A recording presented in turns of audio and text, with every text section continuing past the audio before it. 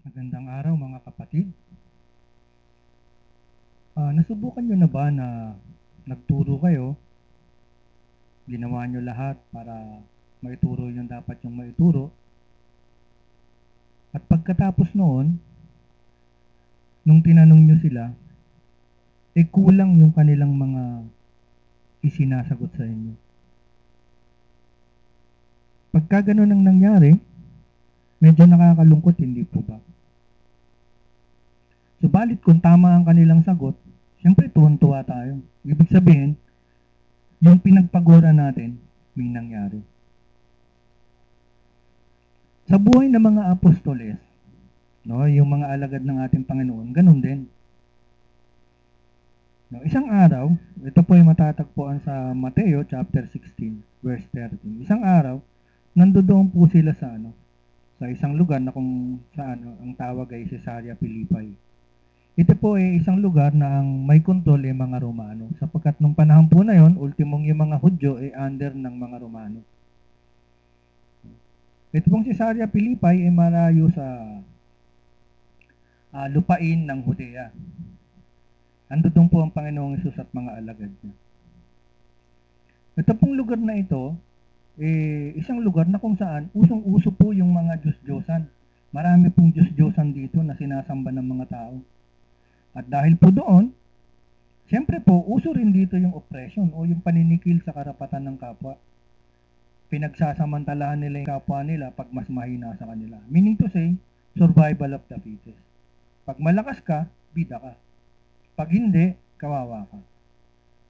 Kaya nga po ang lugar na ito ay isang threatening place, politically and spiritually, sa Panginoong Hesus at sa kanyang mga alagad. Sa ganito pong kalagayan, sa lugar na ito, nagtanong po ang Panginoong Hesus sa kanyang mga alagad. Sabi niya, tinanong niya sila kung ano bang sabi ng mga tao tungkol sa akin. Tandaan po natin, hindi po porke nagtanong ang Panginoong Hesus, hindi niya alam yung sagot. Alam niya. Kaya lang, pag nagtanong siya, meron siyang gustong diinan sa mga taong kausap niya. Tinanong niya yung mga alagad, ano bang sabi nila tungkol sa akin?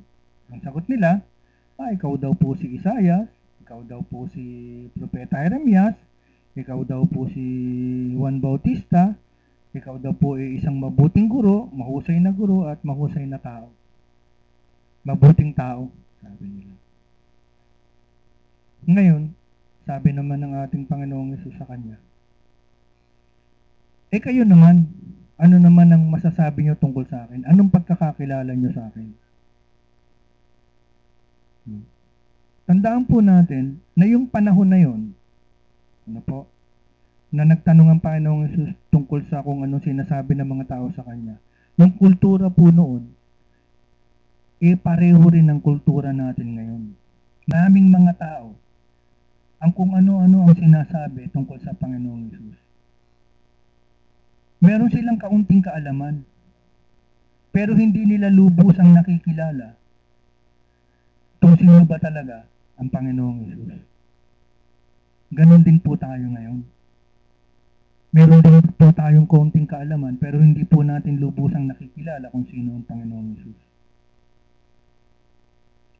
So sa madalit salita, tinanong din ng Panginoong Hesus sa Matthew 16 kung sa mga alagad niya kung, kayo naman, anong sinasabi niyo tungkol sa akin? No? So sumagot po si Pedro. Sabi ni Pedro, ikaw ang Kristo, ang anak ng buhay na Diyos. Sumagot ang Panginoong Hesus sa kanya. Sabi ng Panginoong Hesus, Pedro, pinagpala ka kasi tama ang sagot mo. Ang kaalaman mo na yan, hiling kaisip ng aking amang nasa langit. Ngayon po, ganun din ang tanong sa atin ng ating Panginoong Hesus. Sa bawat isa sa atin, tinatanong niya rin, ikaw, anong pagkakakilala mo sa akin? Kilala rin ba natin siya bilang anak ng tunay at buhay na Diyos? Kilala ba natin ang Panginoong Hesus bilang ating Panginoon na tagapagligtas? Kilala ba natin siya bilang siya yung namatay sa krus, inilibing at pagkatapos ng 3 araw ay nabuhay muli para matubos tayo sa kaparusahan ng ating kasalanan? Kung ganun ang pagkakakilala natin sa Kanya, ang sabi ng ating Panginoon, no? Sabi sa unang Juan, chapter 5, verse 1, sabi, whoever believes that Jesus is the Christ is born of God. And everyone who loves Him, who begat, also loves Him who is begotten of Him. Ibig sabihin po, yung daw pong kumikilala sa ating Panginoong Yesus bilang anak ng buhay na Diyos, bilang Panginoon na tagapagligtas, tayo daw po ay mga anak na ng Diyos. At dahil po tayo mga anak na ng Diyos, nangangahulugan lamang po na makakasama natin ang ating Panginoong Yesus sa kanyang kaharian sa pagdating ng panahon. Kung saan, meron pong buhay na walang hanggan at tunay na kaligayahan. Subalit, kung hindi po natin siya kikilalanin bilang ating Panginoon na tagapagligtas, hindi natin siya kikilalanin bilang siya yung anak ng tunay at buhay na Diyos, walang hanggang kapahamakan po ang ating kahahantungan. Kaya mga kapatid, sabi nga sa John 3:16, for God so loved the world that He gave His only begotten Son, that whoever believes in Him should not perish but have eternal life. Tinitiyak po na mayroong lugar na magpe-perish o mapapahamak ang tao. At meron din pong lugar na mayroong eternal life kasama ng ating Panginoong Yesus. Tayo po ang mamimili mga kapatid. Ang kailangan lamang po ay maniwala tayo ng lubusan. Ibig sabihin buong isip, buong kaluluwa, buong pagkatao, buong lakas natin. Naniniwala tayo ng lubusan na ang Panginoong Yesus, ang anak ng buhay na Diyos, siya yung namatay sa krus, nilibing at pagkatapos ng 3 araw ay nabuhay muli para matubos tayo sa kaparusahan ng ating kasalanan. Pag naniniwala tayo ng lubusan sa lahat ng yon, sabi po sa banal na kasulatan, we will not perish and we will have eternal life.